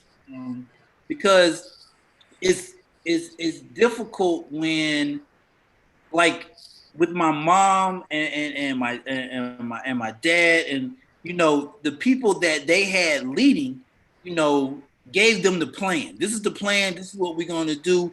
This is the end zone. But it seems like what you said earlier. It seems like everybody just is reacting, and nobody's telling me what the actual play is. So I ain't gonna lie. I'm confused. I'm lost on the quote unquote Black agenda. Great point. And I say that with a very collective, loose umbrella. In the case of what I'm saying and I think there were some documents written in the 60s and 70s and even into the 80s that spoke about shared items that would unify the African-American community. They still are dated to that time period. And there are some intellectuals who've kind of carried it forward, and people such as Dr. Boyce Watkins, who have spoke, Jawanza Kunjufu. I mean, there's been a lot of folks who've been in that conversation, but the absolute most current one, we really don't have. At least I don't have it either. But what I'm speaking to is really the collective idea of what's in front of us right now. We need COVID relief for families and small businesses. We need some type of support on justice reform. It needs to be institutionalized shifting of that. We need expungement of records. We need economic access and participation in a way that is commensurate with our contributions to this country, i.e. reparations for descendants of African slaves. So there's a plethora of things. We just need to be fair and be treated fairly in this country. And that would be the agenda. But if you want to take it further, you could say there's an African diasporic agenda that we could speak to, because collectively it becomes far more impactful when you think about, those of African descent around the globe who look to Atlanta for leadership in particular. So that's really what I'm kind of playing around with. But the things that are right in front of me as a congressperson or a person running to be elected would be justice reform, leadership around the COVID crisis, and how it impacts us, not the big business people, but how it's affecting the little people, the small businesses, the sole proprietors didn't even get any PPP money. Most Black businesses are sole proprietors. So if all of us are sole proprietors and we didn't get the check, man, something's wrong with that. That's a problem. So those are the kind of items, just things that we feel when Health America disparities, gets eliminate health disparities. health disparities, education disparities, education. the classics, transportation access, environmental justice or injustice, Broadband for all children. digital divide. Yeah, those are things that we feel Wealth every day. divide. The wealth divide. That's right. Now, Kwanzaa, can I get you to turn your camera sideways, horizontal? Yep, for the Okay. floor. Thank you. Is Now, that better? Okay. Yes, that's perfect. Thank you. So I have a question. This is a TV show. This is a whole TV show. Oh, I'm sorry. This is the Rolling Out Network. You got to get back on the seat at the table too. Munson, I need you to turn your ring light on though. Yeah, because you're cascading too much. Cascading light is coming in, but I need the ring. Who, I me? need the full of Munson. Okay, I want to get me a ring light too. Yeah, so Kwanzaa, I want to know, next week is the vice presidential debate with Kamala Harris and Pence. What should Kamala Harris's approach be? What should be her direction? What should she say? How should she prepare for this debate that's coming up next week? I mean, first and foremost, I think she needs to speak to Black women. She needs to make it very clear and plain that she's connected to the African American community and that she feels a true sisterhood. Mm-hmm. And some people may be trying to deny that, but we all know there's white chocolate, there's brown brothers who act more Black than some of our Black brothers, and understand, and there's some white guys who act they perfectly like brothers. So we got some brothers who don't act like brothers. So I think she's got to step there first and claim that before you do anything else. You got to go to your family first, and then she could distinguish herself as an intellectual, as an accomplished leader, as someone who has empathy, understands the pain that America's in, and then she can just run the tables on the classic platform items. But I think first she's got to connect emotionally. That's what people have to feel. You don't feel it in the white men right now. Okay, none of us feeling that really. No offense to white guys, but we're not feeling it. She's got to be the connector, and she can connect also across ethnic lines. She can connect with immigrants. She can connect with the Indian community, and she needs to come strong because she went to Howard, HBCU, connect with sisters. She's in a sorority. All those connections matter. And she needs to lift up her sisters who supported her, who also were in the field, like Mayor Keisha Lance Bottoms, Stacey Abrams. She's got to lift all these sisters about them. She's got to lift them up, put them in the profile, because she's not running by herself. She's running for all sisters too. And she's got to own that and be clear about that, because if we don't hear that, that's going to be a mistake. That'll be a failure point right off the rip. But I think she will, because she went to HBCU. She knows what it is to be a sister, right? I'm not going to ask you to I'm not going to ask you to perform an autopsy on last night's debate, man, because it was a debacle. Okay, they said it was a shit show. That's what Ian said. Shit show. Right. It was a total debacle. But since you have those kind of connections like that, if you were to advise the Biden campaign for the next debate, if there is going to be a next one, and there is scheduled, supposed to be a next one, what approach should it be to basically thwart the attempts of the president to derail the debates into just like Portia said, a shit show?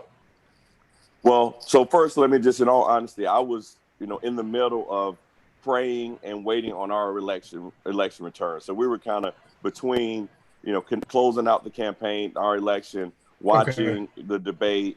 And then at a certain point, you know how when your mother tells you, "Y'all turn that music, turn that shit down." Excuse my language. That's what it started sounding like in the background when I was doing other stuff. I was like, "What is this?" That's how I felt. I was like, "What is going on?" I really couldn't believe it. It was just like everybody's talking over each other and stuff. So I really believe that for the Biden campaign, what we've got to do is he's got to step out of like being the suit dude and like cool it up. He's just got to go ahead and connect with the community. Regardless of what the opponent is talking about, at a certain point, you got to speak to your audience. Right. He had all that time to speak to his audience. He could either answer the question and talk to or debate with Trump, who was trying to keep him off his game. Trump is just trying to disrupt. And as long as he keeps it disrupted, you can't hear what Biden wanted to say. So he was being like a bully. You know how somebody loud talks you? He was just loud talking him. He's straight hood. Though. I mean, if anybody knows how to Joan or play the dozens, that's what you got to do with Trump. You either got to know how to Joan his ass out, you know what I'm saying, drown him out, because that's what he's going to do to you every time. Yeah, and that's what he just did last night. He threw the disruption in there. Okay, now I know how to approach from now on, how to approach my sister Portia, because she's a bully too. She be over talking me, cutting me off, taking me off the screen, put me on silent. Off the screen right now. You about to get canceled right now. She got the control over that. She got the waiting room. She put you back in the waiting room. You're not even on the screen no more. She just do that for real. She did for real.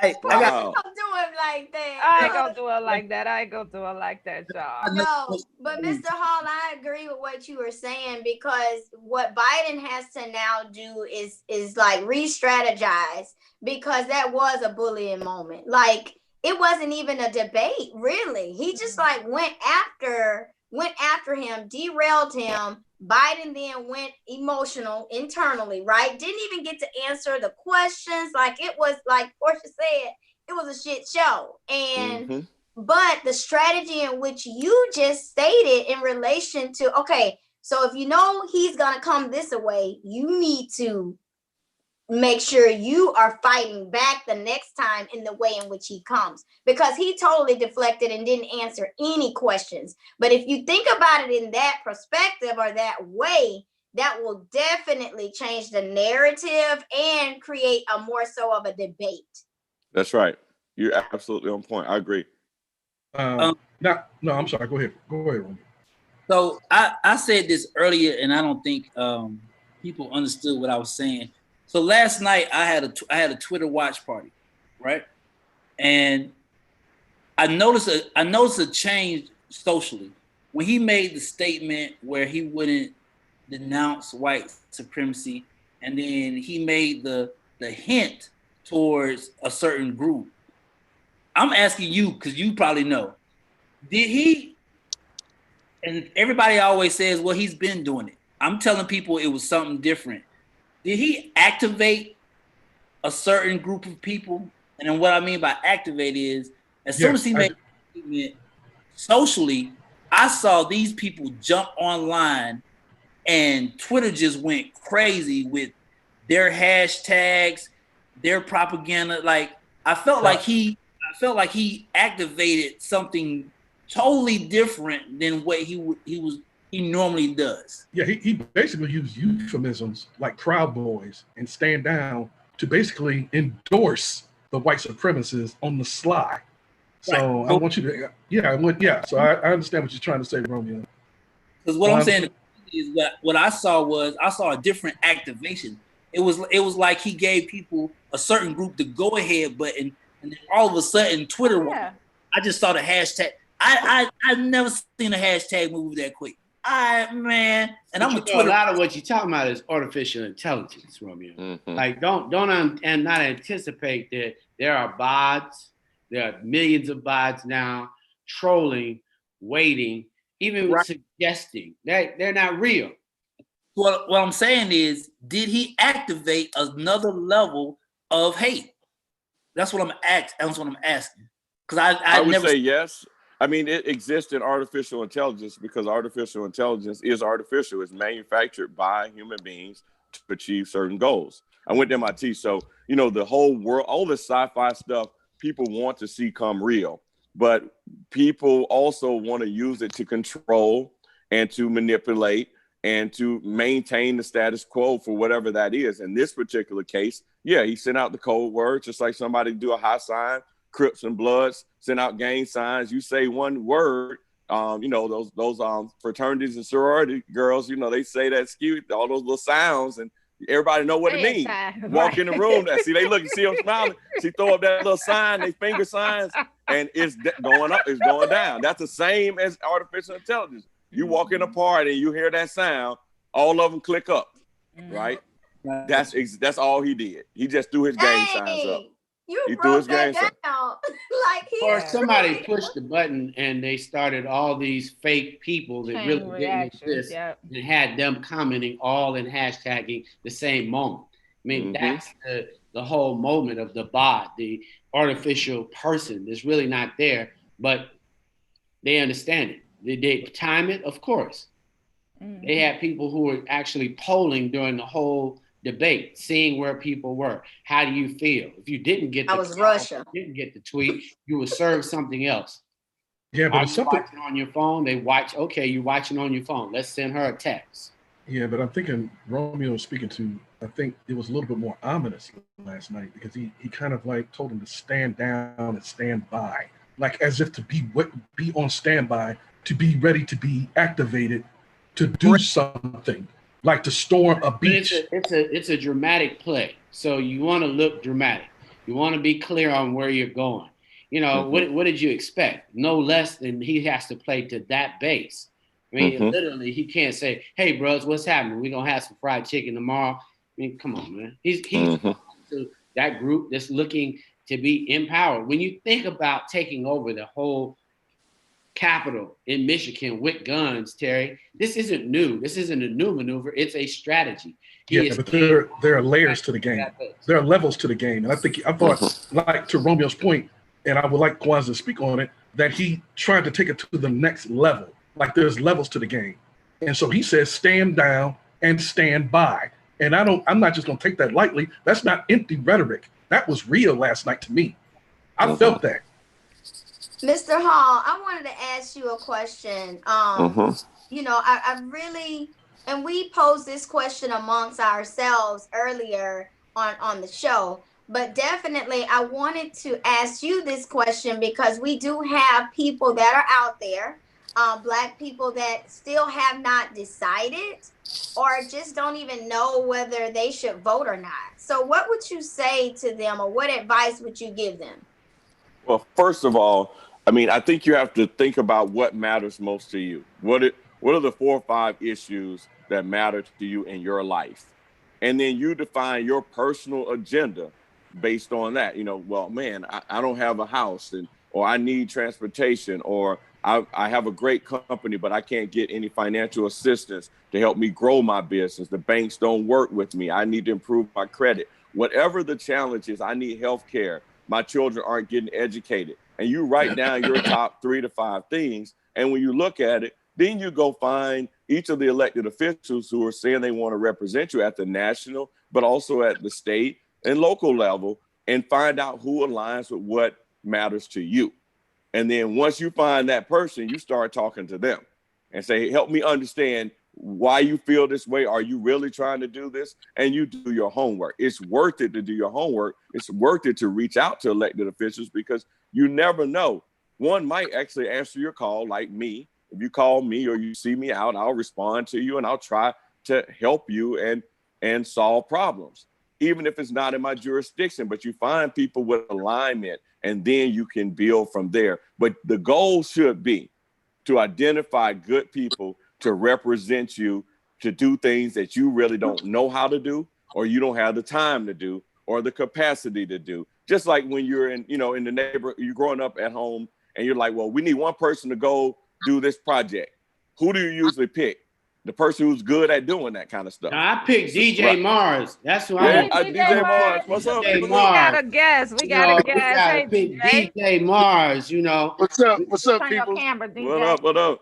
DJ, can you turn your camera sideways, please? Like this? Absolutely. But you got to take the lock off. Okay. Hold on. Okay.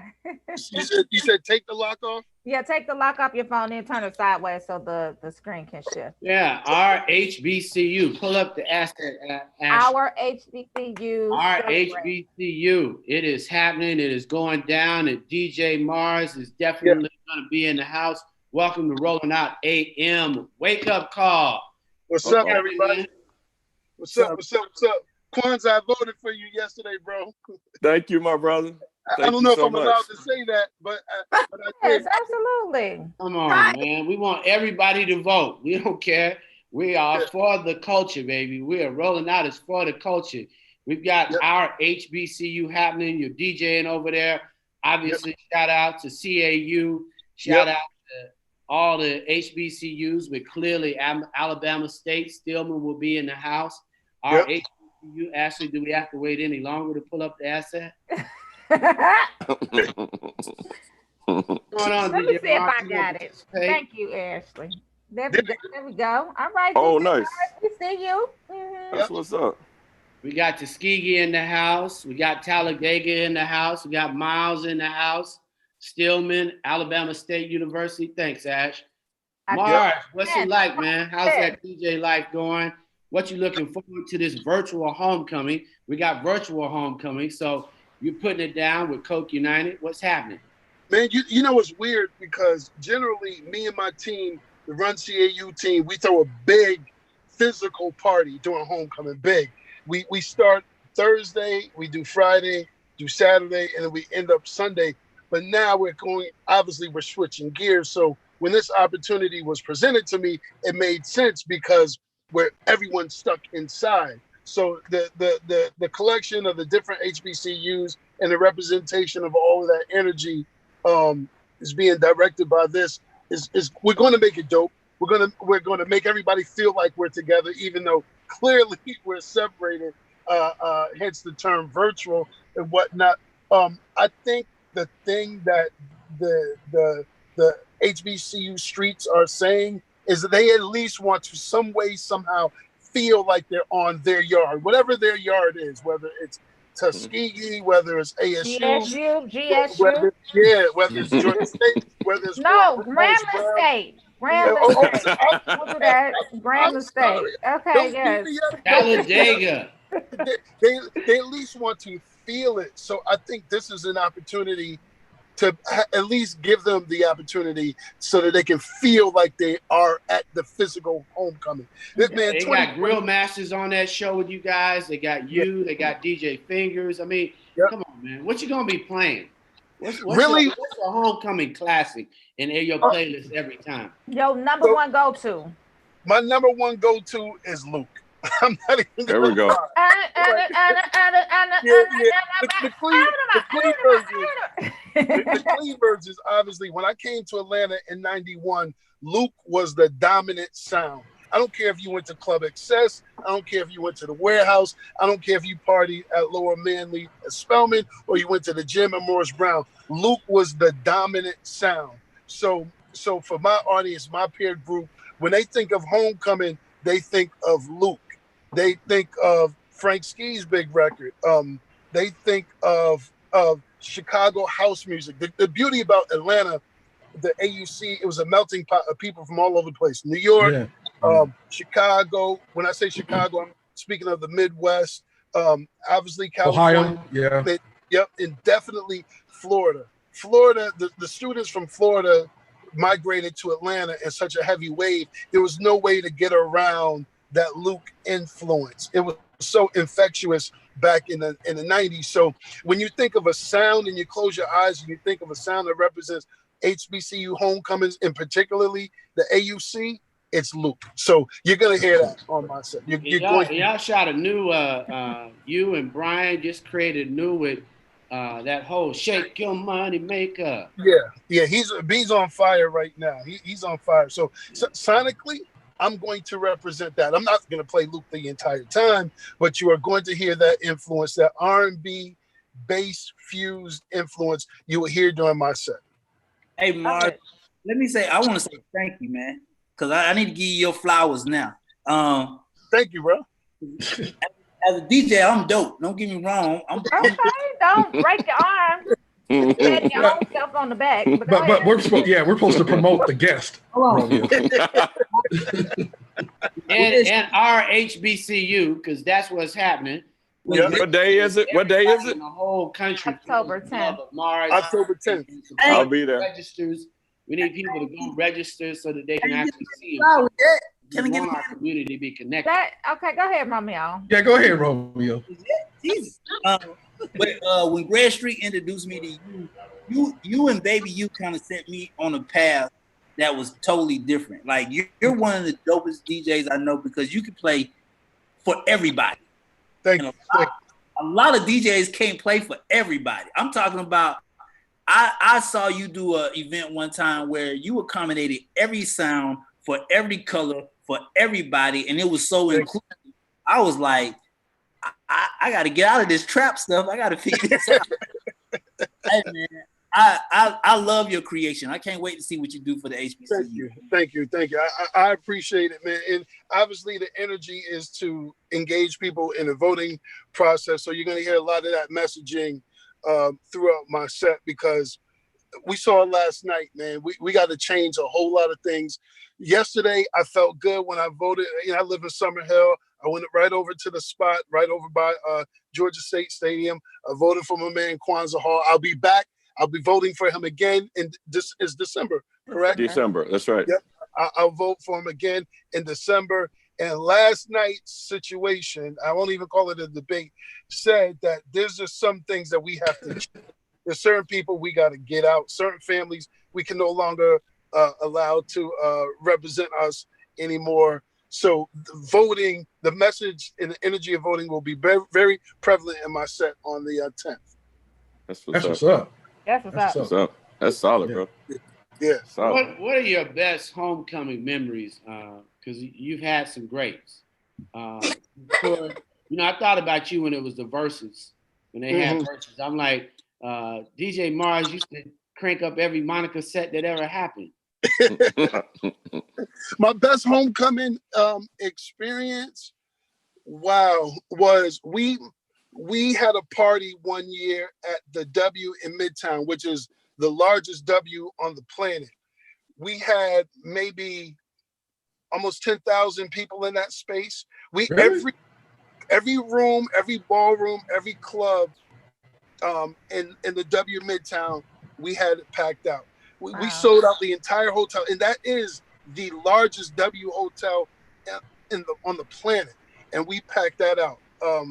Nicki Minaj showed up, Usher showed up, Jermaine Dupri, Neo, and the cool thing about it is it's homecoming, so the star is the students who went to that particular school. We didn't have like a celebrity driven marketing strategy. The celebrities just showed up because they know what time it is when it comes to Run CAU and CAU and whatnot. So I would say that's my biggest, I would say my happiest moment in terms of the parties that we do.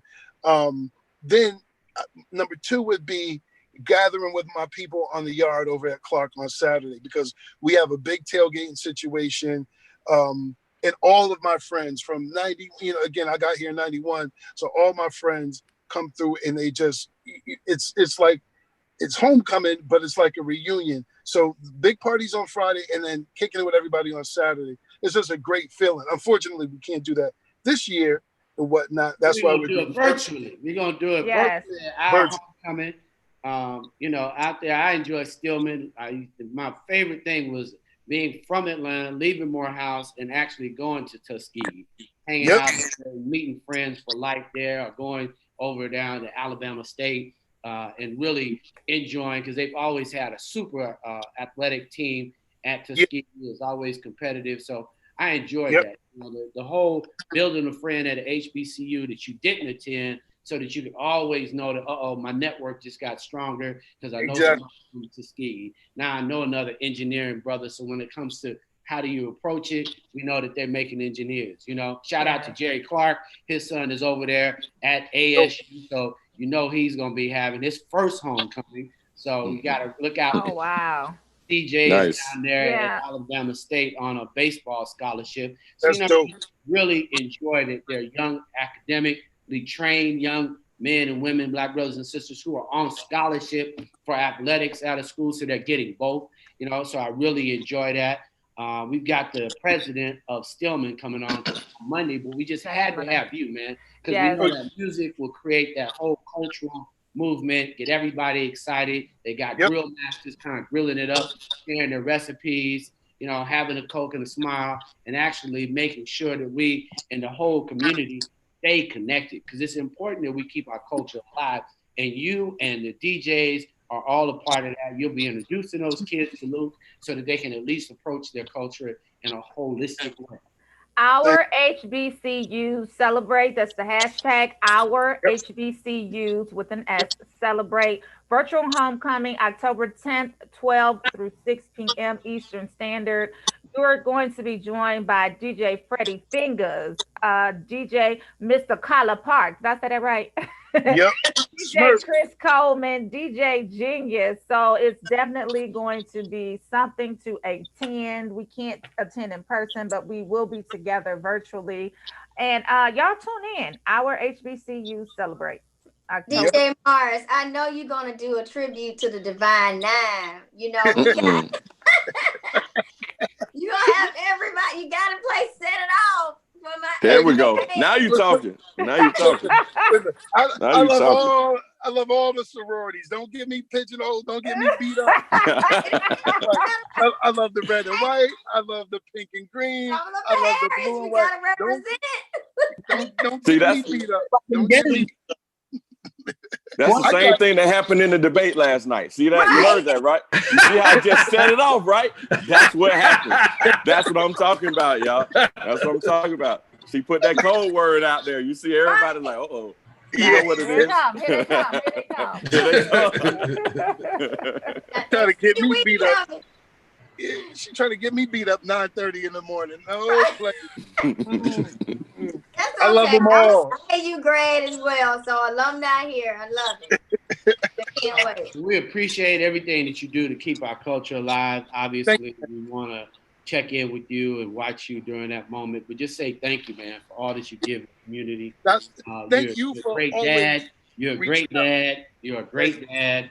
I want to make sure that everybody understands. I remember taking a picture of your son, and he was this big. This big. So just shout out for Father Coach Club. Shout out as well, because you have always been there for your son and an example for other young fathers who are coming up, who are Thanks, man. doing anything, man. Thank you.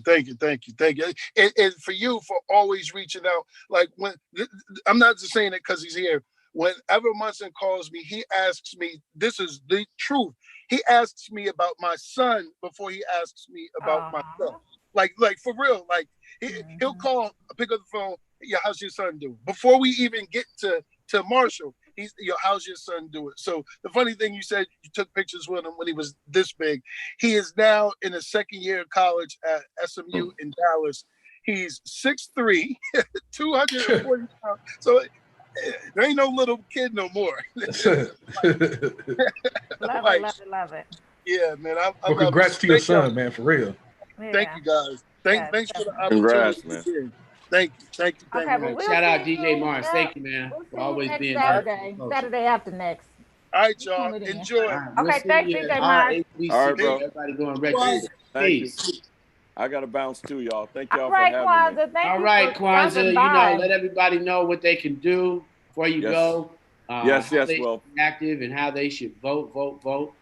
Yes, well, make sure you, number one, vote again. Let's make it a habit now that we just vote every time there's a chance. We got an election coming up this November, which is a significant election. We've got our presidential candidates. We've got Senate candidates for Georgia. 2 are up, and we have our Democratic nominee, Nikema Williams, headed up against Angela Stanton King, who's a Republican. Yes. Both sisters. Yes. I'm supporting Nikema, but I think we've got to make sure we turn out and vote in these races so that we show up as a community collectively. And then, of course, we've got a race in December.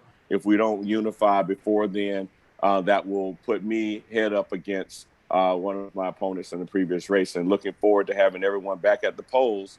But make sure you participate in the process, and you can find me at Kwanzaa Hall on social media, Instagram, Twitter, Facebook, and also my website, www.kwanzaahall.com. My number is 404-477-4255. Thank you so much for having me. Thank you. We appreciate you coming on this morning. Kwanzaa Hall, everybody. All right, Kwanzaa. All right, see y'all later. Take care. Okay, bye, y'all. Take care. Bye-bye. Yeah. Woo! Yeah, rolling out AM. Wake up call. Wake up. No matter what you do, we're here in place coming through for you. Any more reports?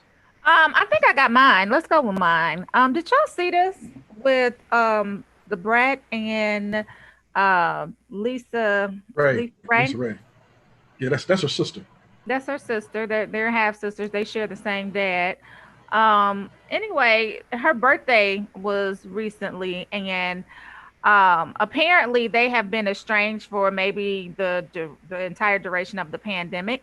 But Lisa Ray was surprised by her sister, the brat, who she hadn't spoken to in months, on the show Cocktails. What is it? Cocktails with Queens. Cocktails. Should I do the report? Shut your face. Cocktails with Queens, but she was surprised. They hadn't spoken to each other in a while. Lisa Ray was perturbed, to say the least, about not having spoken to her sister and having to find out that her sister, whatever her sexual status was, on the blog. So anyway, let's take a look at the exchange. It was quite heated, and she told all of them where they could go. She wasn't playing. So let's go ahead and play it. Like, I appreciate you coming out and verbally saying happy birthday to me this kind of way, because I damn sure ain't heard from you in months. Okay, so you guys are both celebrities, and a lot of times the problem, that's why I'm not trying to say that much, is other people making shit worse and saying stuff. I think y'all needed this moment and to say what y'all have to say. At the end of the day, I would say thank you, Queens, for allowing and making it happen, because I'm not sure how long it would have been. What it's been like, almost like since December or something, like stop, baby, no more. He's here now, and life is fuck what y'all saying. I don't give a fuck what y'all saying at all. Y'all don't know shit at all. She do, you do, you do.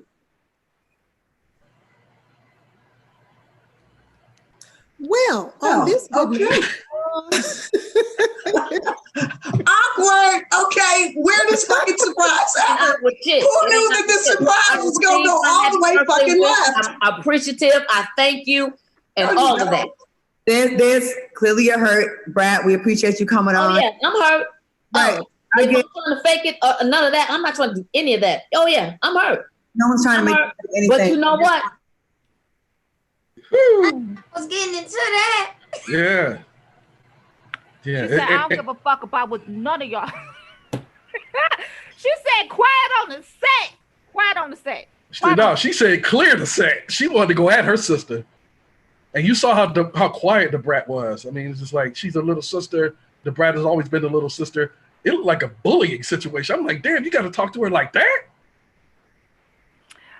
So clearly, she was disappointed, severely. Portia, do you have any siblings, any sisters? Yes, I have 3 sisters, all younger. Okay, so what do you think about her reaction? Well, I think she came from a place of hurt. And like she said, I haven't talked to you in almost half a year, since December. The audacity of you to come on a TV show and expect for me to be fake when you know who I am. You, of all people, know who I am. Like, you shouldn't have done that. If you were going to do that, you may as well have just called me and say, hey, sis, happy birthday. Hey, sis, I apologize. Hey, sis, I miss you. Hey, sis, let's work it out. Well, so I think we saw a raw reaction from Lisa Ray, and it was just much more raw than we probably ever could have anticipated from her, because I've never seen her in that character ever. Yeah, I've seen her like that before. Okay. And yeah, in public and at events. And what I think is, and there's another side to it, there is some hurt on Lisa Ray's part. But the brat, because I wrote the story yesterday and I've also did some research on it, the brat has become tired and weary of the bullying and the extreme judgment and controlling ways of her older sister, Lisa Ray. And she wanted her own freedom. So there has been a separation temporarily so that she can enjoy this moment and not be judged for what is the greatest moment of her life, in that she came out and she's about to get married to her girlfriend. So the brat did not want judgment. She didn't want any negativity, and she's tired of being bullied. It's been her whole life. So there's another side to the story. You know what I'm saying? I think so. It's 7 of us. Oh. And I have a lot of sisters. It's 4 of us. And I'm like this with my friends too. Like, if I don't talk to you for a certain amount of time, know that I still love you. Know that I still care about you. I mean, I don't have to call you every single day or even once a month. Like, we all get busy. They're both celebrities. I get it. But Terry, to your point, we also don't know what the history is or what the story may be after, behind the scenes. But at the end of the day, we blood, we family. Don't you ever come at me like that on a platform Right. like that. Because Like at the end of the that. day, you do have my phone number and I Right. got yours. But I'm not gonna show these people because now it is exposed and now everybody has their opinions. Everybody want to judge. And that was a family matter that she could have called her for and talked to her about. Now that's love. That's blood. Like, we don't know that the way that Lisa Ray, I think, responded, it was totally inappropriate for that time. Her sister called in a good manner to say happy birthday. She should have received it and said, I'm gonna get at you later, sis. Yeah. And left it at that. Like, I feel like that was just not the right time. And also, to Terry's point, I've seen Lisa Ray get at her sister, the brat, on other other shows where she going in on her as well. And I just don't, I think it was tasteless. I think it was not preach. It was not reciprocated with love. She came on because she knew they hadn't talked, and she probably felt like, okay, I got an audience, so I'm not gonna get attacked. So this is my best way to say happy birthday, sis, and I love you. And Lisa Ray, she showed her ass on that show. And I did not like, I don't like it, I don't appreciate it. And I come from a huge family and we fall out all the time, right? But I would never show people that, because it ain't for them. That's us to deal with that in private. Right. And how dare Portia defend that? Yeah. I don't think I was defending it. I was just I'm not defending it. I definitely understand when you're caught off guard and you're surprised like that. Sometimes, especially for women, when you're in that, when it comes to you, and maybe it might be a certain time of the month, I don't know, but sometimes it's very okay. So you're giving excuses again. There you go, being an enabler. No, sometimes it's very difficult to control that initial reaction, and she just didn't care what she was. You guys said that you've seen her act like that before. I've never seen it, so it was completely out of character for me. I don't think it was anything that I would have done. I probably would have hung up, but like Lisa Ray said, I've been trying to contact you for 6 months, and this is the way that you contact me? Yeah, but the thing is that according to the co-host, as well as Ty and myself, definitely the co-host, especially Vivica A. Fox, this is part of her modus operandi. This is who she is. There's a pattern of behavior, and I think that the brat has gotten weary. You can see her on the screen going like, hold on. You see her on the screen going like, here we go again. I definitely felt, I felt some empathy for the brat. I felt her pain as well. You didn't describe it till just now. We had to make you do that. Hold on. Don't worry about it. Okay, positive thoughts of the day. We got 2 minutes, so everybody gets. Don't even worry about it. Yeah, positive thought, Portia. Positive thought. Be kind to people because you don't know what type of battle that they're fighting. So just be kind to people. It doesn't take much to say a kind word, encourage someone, make someone's day, help them to smile. I'm throwing the ball to the first King James, who don't know how to be kind to nobody. That's all I'm saying. Wait a minute, you're the one that cut me off and shut me down. But anyway, no, I'm going to piggyback off of what you said, Portia, and as well as what I said yesterday in terms of bless people with love. The people that you get along with, the people that you don't, the people that you may hate, despise, your friends, bless people with love. If you're always at odds with somebody and you're always firing back, clapping back, why don't you try blessing them with love and see how that turns out? Because obviously the hate has not done any good. And you saw last night what hate does. So why don't you try blessing people with love? And I passed the ball to Romeo International. Oh, I'm sorry. Hold on. Romeo, vote for Rio International. Thank you, King James. My positive thought of the day is vote or be canceled. That's what I'm going to ride with until we reach that point. I'm gonna say it every day until y'all get it. You can either vote or you can be canceled. On my end, I'm gonna pass it to Ty. I'm gonna catch it and just say lead with love. Lead with love. When you do that, you can never, ever, ever go wrong. Vibrations, they channel through love and how we react to certain things. So definitely just lead with love. And I'm like Romeo, you're gonna get canceled, okay, if you come and it's not love. I'm gonna throw it on to Munson Steve. Hey, everybody. Thanks, Ty. Thanks to Portia, First King James, Romeo International. This is the wake up call on Rolling Out AM. So if you haven't thought about it, don't think about it, just do it. Just vote. Don't think all the other stuff. Just vote. Just vote. Don't rationalize it. Don't stay home. Don't do anything. Just vote. And then let's talk about it after we win after. Right. That's it.